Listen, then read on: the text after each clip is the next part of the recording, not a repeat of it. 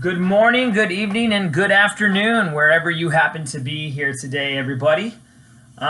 Today we are going to do some more discussion of U.S. history, and specifically we're going to be getting into a period of history referred to as the era of good feelings. Now, there's a lot that's going on during this period of history, and the time period for the era of good feelings is a bit unique because it's not so much an era as it really is reflective of the presidency of James Monroe. And it gets a little bit more confusing because the term also encompasses the presidencies of James Madison, particularly James Madison's presidency after the War of 1812, and that of John Quincy Adams. So you're really talking about from about 1815 up to about 1828 is really what you're talking about with respects to the era of good feelings. But for the most part, this era of good feelings is more reflective of James Monroe's presidency, James Monroe being the fifth president of the United States, a man who had served as Secretary of State, a man who was from Virginia. In fact, some folks, when Monroe was initially elected, they wanted to halt his election, or at least keep him from being elected, only in the sense because they wanted to end the Virginia dynasty, right? If we think about the first five presidents, all but one were from Virginia, and so there was this belief that Virginia may be taking over. But there's a lot going on during this time period, and in some ways, there are a number of events that transpire which really underscore that this wasn't really an era of good feelings. In fact, at this time, during Monroe's administration, we're going to see not only an economic panic, which takes place in 1819, and we'll talk briefly about that, but you're also going to see a strong move towards what we call sectionalism. And sectionalism is basically this idea that the United States began to be delineated by their various sections, and this would include the northern portion of the country, the western portion of the country, and the southern portion. And so we use the term sectionalism to describe this. And sectionalism basically means that people in those various regions came to identify with issues and concerns that reflected their particular section of the country. So obviously in the South you've got slave-based interests. In the North you're going to eventually have more industrializing manufacturing interests. And indeed, as kind of a digression here, one of the things that's going to occur during the era of good feelings and thereafter is the move towards increased industrialization. We're not going to talk about the Industrial Revolution here in this particular lecture. We have a section for that just on its own. But understand that following the War of 1812, there's a great deal of manufacturing going on. So what exactly is the era of good feelings? I'm going to do my best to try and encompass all this, and I'm going to be reading some of my notes here, some paragraphs and things, so if you don't see me looking at you, that's why. But the era of good feelings was a term coined, I believe it was by a gentleman named Benjamin Russell. Benjamin Russell was let me in fact just check that. I think it's Benjamin Russell.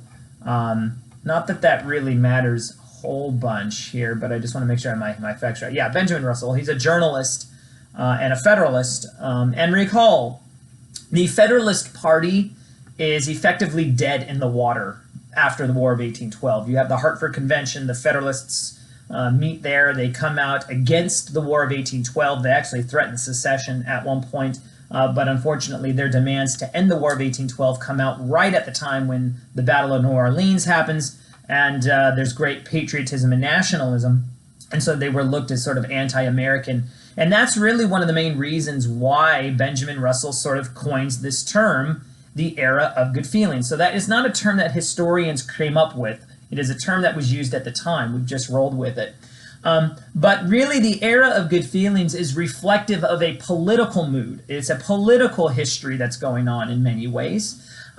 And what's happening is because there's only one political party, that is the Republican Party, at this point in history, the Republican Party is really going to sort of change its name to the Nationalist Republican Party. And the reason for that is the Republicans or the Jeffersonians, many of them begin to act like Federalists. They begin to call for greater government intervention. They begin to call for greater economic control. In fact, during the era of good feelings, we'll see the rechartering of the Bank of the United States. I believe that happens in 1819, 1816, something around there. You're also going to see protective tariffs be implemented. We'll talk briefly about that this week. But it's interesting because what happens is, because there's no stronghold in the Federalist Party, because the Federalists are basically no longer in power. And in fact, Monroe, once he becomes president, he doesn't necessarily give a bunch of jobs to these Federalists. In some ways, he's trying to get rid of them. But that era of good feelings is reflective of this mood of one single political party. Everyone is kind of this particular political party, right? Everyone is a Republican in that regard. And this time period is also deeply punctuated by an intense form of nationalism. So let me read to you just a couple things of my notes here. It states, the era of good feelings marked a period in the political history of the United States that reflected a sense of national purpose and a desire for unity among Americans in the aftermath of the Napoleonic Wars and that of the War of 1812. One of the things that's missing from the era of good feelings is that political division that had been going on during the period which came before it, right? If we take a look at the presidency of Washington, really up through Madison, there is a lot of political division and political parties being formed. And so this era of good feelings is reflective of the fact that it appears, at least on the surface, that there's a lot of unity. As we will see, that's not necessarily the case, particularly when we get to the Missouri Compromise. We're going to see that there's a lot of division going on. But on the surface level, it appears as though things are all calm. He goes on to state that the era saw a brief lull in the bitter partisan disputes that had plagued the Democratic, Republican, and Federalist parties. President James Monroe endeavored to consolidate the Republican and Federalist parties with the ultimate goal of eliminating parties altogether. Now, of course, he's not going to be successful in doing that. In fact, once Andrew Jackson becomes president in 1828, you're going to see the formation of the Democratic Party and the Whig Party, and the Whigs ultimately dissolved, and that is replaced by the Republican Party. But that's his objective, get rid of these political parties. My notes go on to state that the era of good feelings began in 1815 in the mood of victory that swept the nation at the end of the War of 1812. Exaltation replaced the bitter political divisions between the Federalists and the Republicans. And in many respects, Monroe is generally well liked. I mean, he almost wins by a landslide when he is reelected. And in his first term, he wins a significant number of electoral votes. Let me see if I can find here. Yes, 183 to 34 electoral votes he wins in his first election. And so Monroe's fairly well liked. One of the things that he does to try and sort of bring together this unified national mood is he goes on these various goodwill tours, is what they were called. Many of those tours were in the Federalist stronghold of New England. And in the end, he's just trying to show, hey, we're a nation of folks, right? And we're unified. And so that's kind of where the term comes from. There are a couple of very key significant things that take place during the so-called era of good feelings. One of the things that you're going to have a video on this week and you're going to be watching is what I call economic nationalism. You're going to see the implementation of aspects of a system known as the American system. Speaker of the House Henry Clay is sort of going to be the spokesperson, the kind of forefront, if you will, of the American system. And the American system really sort of reflected this sense of nationalist pride that was being felt across the country. And really what it wanted to do was to implement a second Bank of the United States to help govern the nation's economy. It wanted to implement protective tariffs. Remember, I had made mention that there's a lot of industrialization going on in the northern part of the country. And after the War of 1812 ended, there's a lot of competition for goods coming in from England. And the English can produce textile goods much cheaper than the United States could. And so in order for U.S. manufacturers to be able to compete with that, we implemented protective tariffs, which basically means that if we're going to import a pencil from Great Britain, what we're going to do is once it enters the country, we're going to tax it so that the cost of the pencil goes up, which then allows for the United States, who's making the very similar pencil, to be a little bit cheaper. So maybe, it's like $1 instead of $1.25, right? And so there's really this move towards strengthening the economy. And in many ways, James Madison, who had opposed these types of economic measures before the War of 1812, he's now going to sort of flip and reverse himself just a bit. I think in many ways, James Madison was always a nationalist. But he sort of reverses himself on the Second Bank of the United States. He reverses himself here on these protective tariffs, and those things get implemented. So there's definitely a strong economic development going on in the United States. There's also some key judicial decisions that are going to be made during this period. You think of something like McCulloch v. Madison and Gibbons v. Ogden, which in many ways strengthened the federal government against the rights of states. And we can talk more about that. If you have questions on that, by all means, ask. But there's also sectionalism that's beginning to be created. And I think the most key example of that sectionalism comes with the Missouri Compromise. And we have content on this, and I don't want to go too deep in the weeds in this, but this compromise is incredibly important, and it's not going to go away anytime soon. It's going to keep coming up. But the gist of it is this. Missouri will request to become a state. Missouri had been made up of slaveholders and slaves themselves, and so when it requested to become a state, it was requesting to become a slave state. From a political point of view, this created Pandora's box, or at least it opened it, because if we bring Missouri in as a slave state, then effectively what's going to happen is the delegate balance of power that existed at the time would be tipped in the favor of the slave states. Understand that at the time that Missouri requested to be a slave state and to come into the Union, you had an equal number of senators from the non-slaveholding North and from the South, right? And that means that the balance beam looked something like this, right? With it being equal. If Missouri was brought in, then the scales would have tipped in the favor of the slaveholding interests. And so this, of course, creates a problem because we don't want necessarily to see slavery spread across the country. At least many in the North did it. And let me be very, very clear here. There are a lot of folks in the North who oppose slavery, not because they are morally outright about it, but because they simply don't want to compete with the institution of slavery. In fact, many people opposed the extension of slavery because of economic reasons, not because of moral outrage. And therefore, you begin to see that on one hand, you could oppose slavery, and on the other hand, you could be deeply, deeply racist.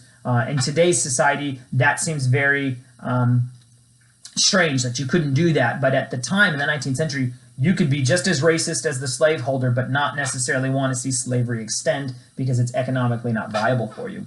In the end, and we'll talk more about this later, but in the end, Missouri Compromise is created. Missouri will be brought in as a slave state.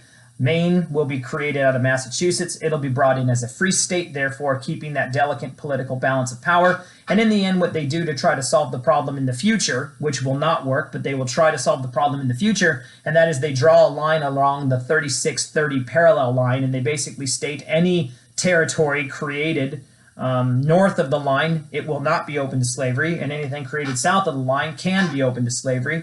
And in the end, this is not going to work. It just forestalls what some regard as the inevitable civil war. Okay, and that demonstrates sectionalism big time during the era of good feelings. Other issues that occurred during the era of good feelings is the Panic of 1819.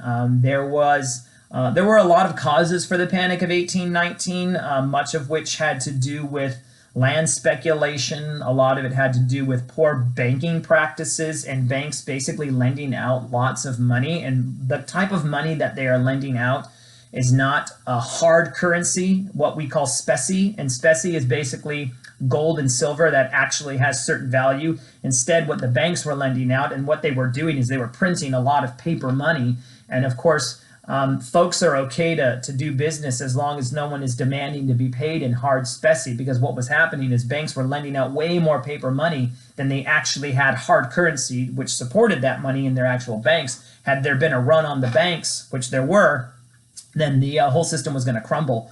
But people were buying land out of control. There was inflation going on. During the War of 1812, the British had become very dependent upon American cotton and wheat. And so that, of course, increased the cost and the price of the land that the cotton and the wheat was grown on, as well as the crop itself. After the war, they no longer were as dependent, and so that caused the whole thing to crash. And so ultimately, there's this panic. And it's not the first time that the United States had ever had a depression or an economic recession of some kind, but this was the largest contraction in the economy they had ever had. And it really took some time to get it settled down. So in many ways, this is not really an era of good feelings, as it is what I call the so-called era of good feelings. One last thing I will make mention of that takes place during this, in fact, two things. First would be the First Seminole War. I'm just going to read to you from my notes. It states here that during the era of good feelings, James Monroe sparked a constitutional controversy in 1817, where he sent General Andrew Jackson, future president of the United States. He sent General Andrew Jackson to move against Spanish Florida to attack the Seminole Indians and to punish the Spanish for providing aid to them. And this maneuver by Jackson and Monroe was widely criticized by a number within the United States and among the Spanish and the British. But in the end, it results in Florida becoming part of the United States, which I think, in 1821, Florida will be ceded to the United States, and we can build Walt Disney World. So it's going to be great. It's going to be awesome. The other thing, and we're going to have a video on this also, is that you will also see the issuance of the Monroe Doctrine. And the Monroe Doctrine, in many ways, reflects Washington's idea of neutrality. And I don't want to go too deep into this, but basically what we state to the rest of the world, and particularly Europe, is that the American hemisphere is no longer a place for Europeans to colonize. Instead, the American hemisphere is for Americans. And in many ways, what the Monroe Doctrine does is it transforms the United States into kind of a police power. Wherever we, that is the United States, see other nations attempting to colonize or recolonize portions of the Americas, then we will step in to stop it. Okay, and a lot of this Monroe Doctrine is predicated on the great feeling that we have, right? It's like you ran a mile and you feel like Dwayne "The Rock" Johnson, right? You feel like Arnold Schwarzenegger. You feel like you could beat up anybody, so you start acting like that. When in reality, you look like me, right? You're not beating up anybody. And that's kind of how the United States felt. We had just vanquished the British. We could take out anybody, so we're going to tell the rest of the world, "Don't come over here, or we're going to sock you in the face." Most Europeans didn't give any credit. In fact, most people thought it was rather ridiculous. Luckily for the United States, no one ever really challenged it, at least not until the turn of the century. So that's kind of what we're looking at. I know that's a lot of information. I went over my 15 minutes, so I apologize for that. But there's a lot going on with this era of good feeling. So hopefully this helps. And if you have questions, let me know. Otherwise, as always, go in peace. Be warm and filled. May the force be with you. Live long and prosper, and may the odds forever be in your favor. Have a blessed week, guys, and enjoy the information this week.